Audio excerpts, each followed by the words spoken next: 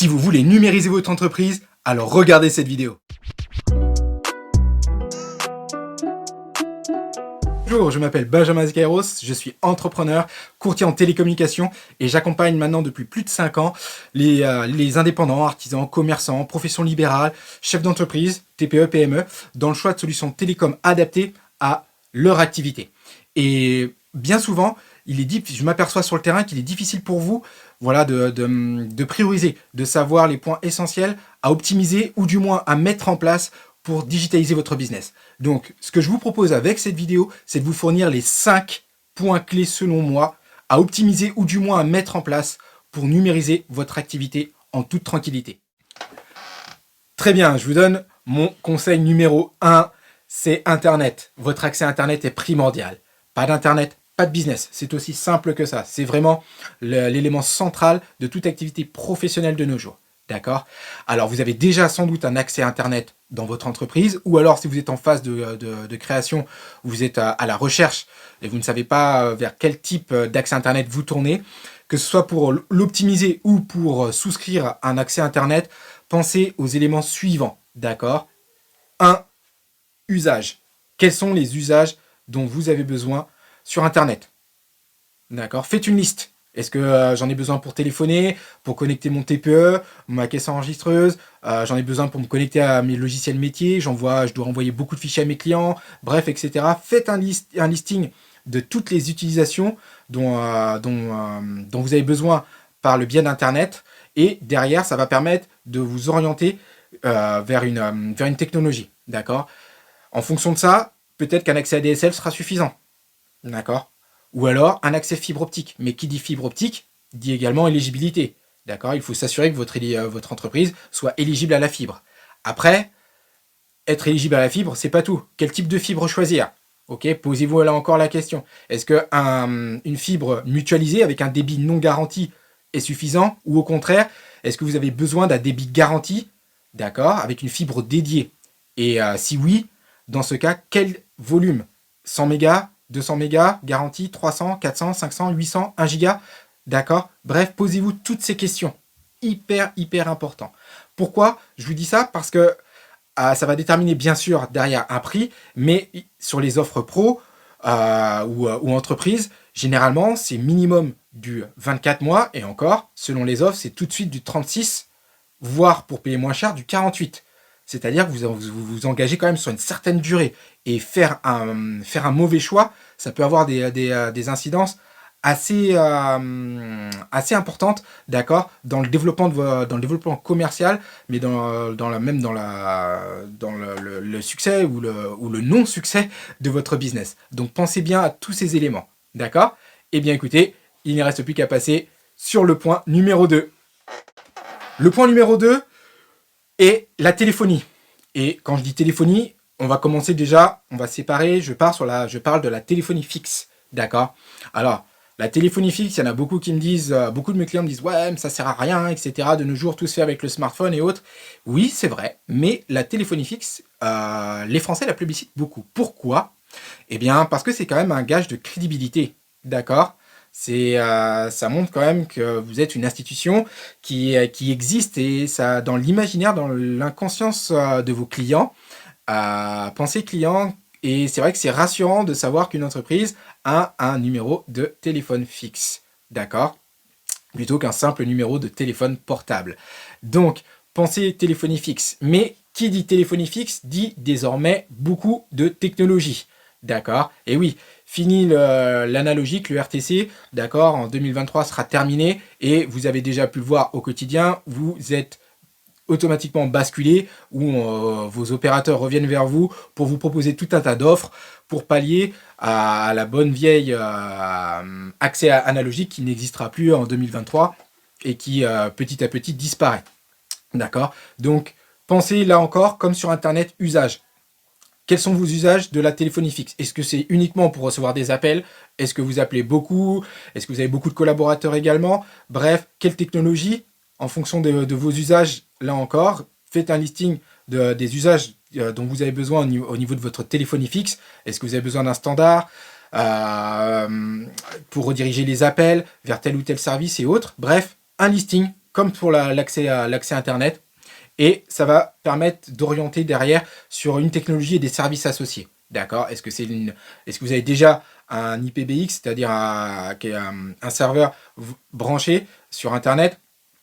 Ou alors, est-ce que vous avez encore un PABX, un ancien serveur téléphonique qu'il est nécessaire de changer désormais? Est-ce qu'une simple téléphonie fixe avec un accès, avec une carte SIM, une ligne 3G, ça suffit? Ou au contraire, relié sur Internet en IP? Bref, est-ce qu'une téléphonie dématérialisée? Donc, avant de penser technologie et offre, d'abord, pensez usage. D'accord? Après, en fonction de ça, vous regardez un petit peu les offres qui sont proposées par les différents acteurs et vous les mettez en concurrence, tout simplement. Vous faites en fonction de vos besoins, vous regardez les offres et derrière, ça vous permettra de faire le bon choix là encore. Ok? Je passe sur le troisième point. Très bien. Allez, on enchaîne sur le troisième point. Le troisième point pour digitaliser ou optimiser la digitalisation de votre business. On était sur la téléphonie fixe, on bascule sur la téléphonie mobile, la mobilité. Et oui, élément essentiel également, la mobilité. Pourquoi? Parce qu'on n'est pas toujours dans son entreprise. Et puis, vous avez vu les contraintes que l'on connaît désormais avec la crise sanitaire nous ont amené à être des travailleurs nomades, entre guillemets. Donc, il est important de réfléchir également à votre utilisation de votre mobilité. D'accord? Quels sont vos besoins là encore? Rien de compliqué. Quels sont vos besoins? Ok. Est-ce que c'est uniquement pour téléphoner? Est-ce que j'en ai besoin pour me connecter sur Internet? Est-ce que je dois appeler en Europe ou autre? Ok. Ou est-ce que je dois beaucoup me déplacer en Europe? Donc pensez également usage. Quels sont vos besoins? Quels sont vos usages au niveau de votre mobilité? Et en fonction de ça, on va mettre en place, vous allez pouvoir choisir le forfait qui sera adapté à votre activité et à vos besoins. D'accord? Et bien sûr, si vous n'avez pas de terminaux associés, là encore, pensez terminaux. Est-ce besoin d'un smartphone, entre guillemets, d'un flagship, d'un smartphone vraiment très haut de gamme, premium? Ou au contraire, est-ce qu'un smartphone de milieu de gamme me suffit? Ou alors un simple smartphone basique? D'accord? Et c'est pareil pour les tablettes. Si vous avez besoin de tablettes, est-ce que des tablettes vraiment premium, j'en ai besoin au quotidien pour bosser, ou moi ou mes collaborateurs? Est-ce qu'une simple tablette basique suffit? Il en est de même pour vos PC. Ok, est-ce que votre PC qui est compatible avec une carte SIM, par exemple, avec un accès 4G LTE, est-ce que vous en avez besoin également selon pour vous connecter à Internet? Ou est-ce qu'un accès à Internet Wi-Fi vous suffit lorsque vous êtes à droite à gauche? Donc pensez bien à tout ça avant de choisir un forfait de mobilité, parce que là encore, sur les forfaits mobilité pro ou entreprise, on va partir tout de suite sur du 24 mois, voire du 36. Donc vous allez être rapidement pieds et poings liés si vous avez fait le mauvais choix, d'accord? Ou alors vous allez devoir upgrader, mais qui dit upgrade dit des frais en plus. Donc vraiment, là encore, pensez usage au quotidien, quels sont mes besoins, et en fonction de ça, vous allez pouvoir tout de suite choisir l'offre qui est adaptée à vos besoins. Ok, allez, j'enchaîne sur le quatrième point sans plus tarder. Très bien, mon quatrième point, et qui est souvent négligé d'ailleurs par bon nombre de mes clients ou d'entrepreneurs que je côtoie, c'est la partie studio. D'accord? Le studio, c'est quoi la partie studio? C'est la façon dont vous allez accueillir vos clients, vos collaborateurs ou autres sur votre canal de communication, notamment sur votre téléphonie fixe et sur votre téléphonie mobile. D'accord? C'est-à-dire sur votre dispositif d'accueil téléphonique. Bien souvent, il est, à mon sens, trop négligé par bon nombre d'entrepreneurs ou d'entreprises. D'accord? Alors que c'est un élément central. C'est-à-dire c'est la première phase de contact qu'ont vos clients ou vos partenaires avec vous. Donc si tout de suite sur votre accueil téléphonique vous faites un mauvais effet, eh bien vous partez déjà avec moins 1000. Je suis désolé, hein, mais je suis assez cash. Mais moi le premier, hein, lorsque j'appelle une boîte ou pour avoir des renseignements ou autre, si j'ai un serveur vocal derrière dont le son est dégueulasse, passez-moi l'expression, où je dois faire 36 000 appels, touches, etc. Où l'expérience client est mauvaise, franchement, ça donne pas du tout envie, ça rassure pas du tout le client.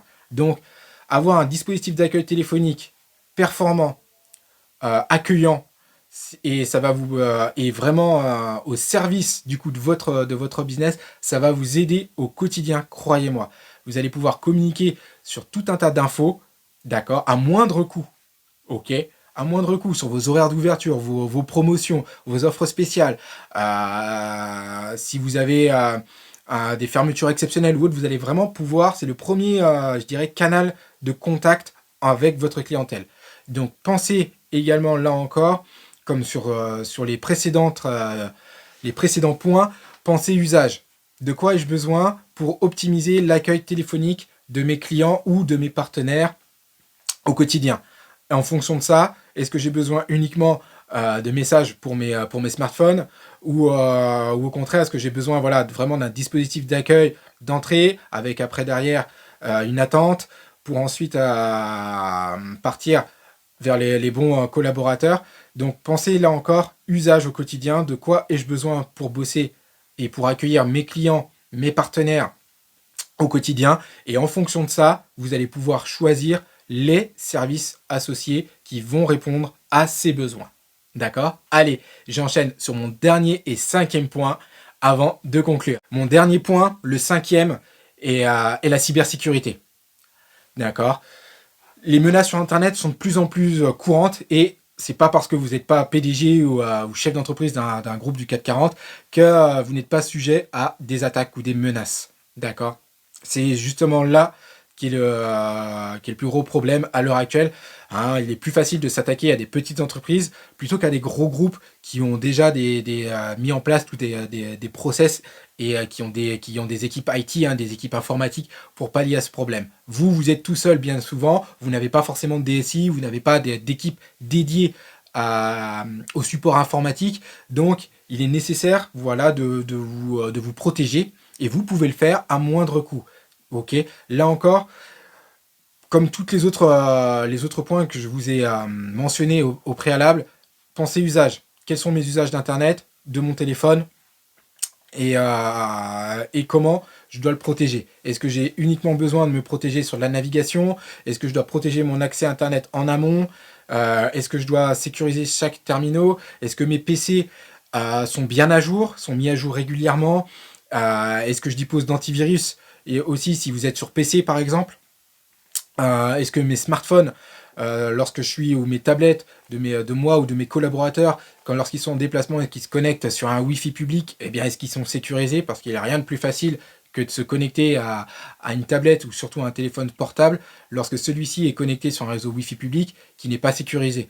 D'accord? Donc vraiment, c'est vraiment important de prendre conscience que tout à chacun, vous pouvez être au resto avec un client ou même tout seul en train de bosser et vous vous êtes connecté au réseau Wi-Fi de la galerie ou du resto ou autre et bam, c'est le meilleur moyen de choper voilà, des malwares, des petites menaces qui peuvent rapidement causer de gros problèmes et mettre même en péril votre activité professionnelle. D'accord? Je parle en connaissance de cause pour avoir accompagné pas mal de clients qui ont eu des grosses galères avec leurs terminaux mobiles ou même leur PC en étant soit en déplacement ou même au sein de leur entreprise qui ont eu des attaques aussi bien sur leur site internet que sur leur accès à internet. Donc pensez bien également aux usages dont vous avez besoin, que vous avez besoin au quotidien. Quels sont les usages? Et en face, ça va vous permettre, voilà, en fonction de ça, de minimiser le risque en protégeant, d'accord, votre accès à Internet ou vos terminaux en fonction de votre utilisation. Ok? Donc pensez bien à ça. Hyper important. Très bien, vous avez vu, ça fait pas mal de choses à prendre en considération, beaucoup d'infos et encore, je suis resté sur des choses vraiment très basiques, hein, sans entrer dans des détails trop techniques ou trop complexes. Donc maintenant, si vous êtes perdu face à toutes ces solutions, au monde de la tech pour vous, ou du digital, parce que vous n'avez pas une équipe dédiée à ça ou quelqu'un qui s'occupe de ça dans votre entreprise, donc si vous souhaitez être accompagné en proximité dans le choix d'une solution adaptée à votre activité, mais surtout à vos besoins, eh bien écoutez, ce que je vous propose, c'est de prendre rendez-vous avec moi. Très simple, il vous suffit juste de cliquer sur le bouton juste en dessous. Vous allez arriver sur une nouvelle page avec un formulaire à remplir où je vais vous demander quelques petites informations complémentaires, d'accord, pour préparer l'entretien. Et vous allez choisir ensuite une date et un horaire et nous allons pouvoir échanger ensemble pendant 45 minutes. Ok. Ce rendez-vous visio est totalement gratuit, sans engagement. Ok. C'est surtout une première prise de contact pour me parler voilà, de votre projet, si vous avez un projet, ou alors pour me parler de votre problème, si vous avez une problématique particulière dans la numérisation de votre activité, et voir surtout si je peux vous aider. D'accord. Et peut-être qu'on aura la possibilité de travailler ensemble et que je vous accompagnerai dans la numérisation de votre activité. Ok. Sur ce, eh bien écoutez, je vous souhaite le meilleur pour votre activité, pour votre business, et j'espère qu'on aura l'occasion de travailler ensemble prochainement. Allez, à bientôt!